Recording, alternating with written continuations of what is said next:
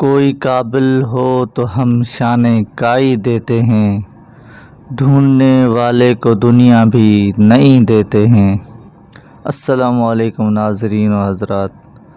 علامہ محمد اقبال رحمۃ اللہ تعالی علیہ نے یہ مشہور شعر، مشہور زمانہ نظم جواب شکوہ میں لکھا ہے۔ یہ لفظ کائی دراصل یہ ارطغرل غازی کے جد امجد اوغوز خان کے 12 بیٹوں میں سے ایک ہے، جس کے نام سے کائی قبیلہ چلا اور نسل در نسل بعد اس میں سلیمان شاہ کے گھر غازی ارطغرل پیدا ہوئے، جس نے سلطنت عثمانیہ اور موجودہ دور کی ترکی کی بنیاد رکھی، اور اس کے بیٹے عثمان اور پھر اس کی اولاد نے دنیا کے 3 براعظموں پر محیط ایک بہت بڑی سلطنت عثمانیہ قائم کی، جو مسلمانوں کی تاریخ کی سب سے بڑی اور سب سے طاقتور سلطنت بنی، اور جس کا سکہ 600 سال تک اقوام عالم تک چلتا رہا، اور اسلام اپنی پوری آب و تاب سے دنیا پہ اپنے نور کی کرنیں بکھیرتا رہا۔ ارطغرل فارسی زبان کا لفظ ہے، جس کے معنی ہیں طاقتور پنجوں والا، مضبوط، دلیر۔ اسے اردو میں شاہین کہا جاتا ہے۔ علامہ محمد اقبال رحمۃ اللہ تعالی علیہ نے اپنی شاعری میں جس شاہین کا جا بجا ذکر کیا ہے اور امت مسلمانوں کے نوجوانوں کو شاہین بننے کی ترغیب دی ہے، وہ کوئی بالوں والا نوکدار پنجوں والا پرندہ نہیں، بلکہ وہ شاہین ارطغرل غازی ہی ہیں۔ علامہ محمد اقبال رحمۃ اللہ تعالی علیہ نے ہمیشہ ارطغرل غازی کو مسلمانوں کے آئیڈیل کے طور پر پیش کیا ہے۔ نہیں تیرا نشیمن کسرِ سلطانی کے گنبد پر، نہیں تیرا نشیمن کسرِ سلطانی کے گنبد پر، تو شاہین ہے بسیرا کر پہاڑوں کی چٹانوں میں۔ علامہ محمد اقبال رحمۃ اللہ تعالی علیہ کا یہ مشہور شعر بھی اسی غازی ارطغرل کی ذات کے متعلق ہے۔ تاریخ گواہ ہے کہ غازی ارطغرل نے اپنی ساری زندگی جہاد میں گزاری۔ آپ نے بہت سے قلعے فتح کیے، بازار اور بستیاں فتح کی، لیکن کبھی بھی اپنی رہائش پتھر کے بنے عالیشان مکانوں میں نہیں کی، بلکہ بھیڑ کی کھال، اون اور لکڑی کے بنے خیموں میں ہی زندگی بسر کی، اور ساری زندگی جہاد میں گزاری۔ کئی ماہ تک گھر سے باہر جنگلوں میں، پہاڑوں میں، میدانوں میں رہے، اور جب تک زندہ رہے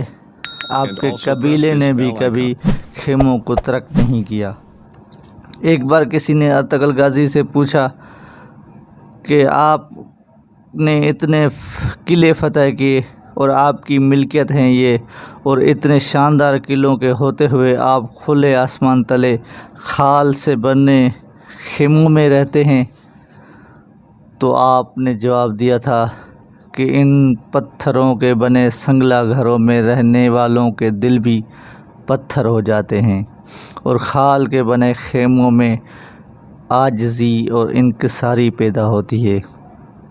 اور ایک سوچ جو ہر وقت رہتی ہے کہ جیسے یہ خیمے عارضی ہیں، ایسے ہماری زندگی کا بھی کوئی بھروسہ نہیں۔ اس لیے جب تک زندگی کی مہلت ہے، اللہ عز و جل کی مخلوق کو ایک نظام میں انصاف مہیا کرنے کے لیے جد و جہد کرنی چاہیے، اور جیسے یہ خیمیں جب چاہیں اکھاڑ کر ہجرت کر لی جاتی ہے، ایسے ہی اس دنیا کو چھوڑ کر جاتے ہوئے پیچھے مڑ کر دیکھنے کی ضرورت پیش نہیں آئے گی انشاءاللہ عز و جل۔ علامہ محمد اقبال رحمۃ اللہ تعالی علیہ ارطغرل غازی کو اپنا اور تمام امت مسلمانوں کا رول ماڈل مانتے تھے، کہ جیسے انہوں نے مشکل ترین حالات، محدود ترین وسائل اور ہر طرف سے سازشوں، غداریوں اور دشمنوں میں گھیرے ہونے کے باوجود اپنے رب کے بھروسے پر اپنی جد و جہد جاری رکھی اور کبھی ہار نہیں مانی، ایسے ہی مسلمان کے نوجوانوں کو ہونا چاہیے۔ اور جب 1923 میں سلطنت عثمانیہ ٹوٹی تو علامہ محمد اقبال رحمۃ اللہ علیہ بہت سنجیدہ تھے اور عثمانیوں کا حوصلہ بڑھانے کے لیے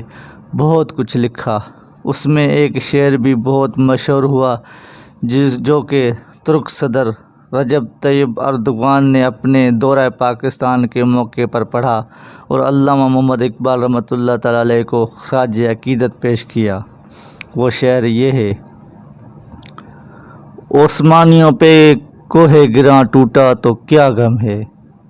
عثمانیوں پہ کوہ گراں ٹوٹا تو کیا غم ہے، کہ ہزار انجم سے ہوتی ہے نوید سحر پیدا۔ ترکی کی عوام آج بھی علامہ محمد اقبال رحمۃ اللہ تعالی علیہ سے بہت عقیدت رکھتے ہیں اور ان کی شاعری بالخصوص جو ترکوں کے حوصلہ افزائی کے لیے کی گئی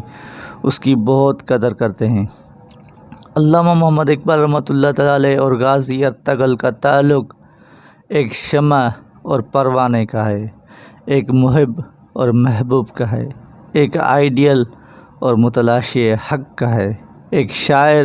اور اس کے مجموعہ کلام کا ہے، ایک بہت مضبوط اور ایک مخلص مسلمان کا دوسرے مسلمان کے ساتھ ایک جسم جیسا تعلق ہے۔ جب تک دنیا باقی ہے یہ تعلق نہیں ٹوٹ سکتا انشاءاللہ عز و جل۔ اس کے ساتھ مجھے دیجیے اجازت۔ اگر میری یہ ویڈیو پسند آئی ہو تو میرے چینل کو سبسکرائب کریں اور کمنٹس میں ضرور بتائیں، لائک کریں اور دوستوں میں شیئر کریں۔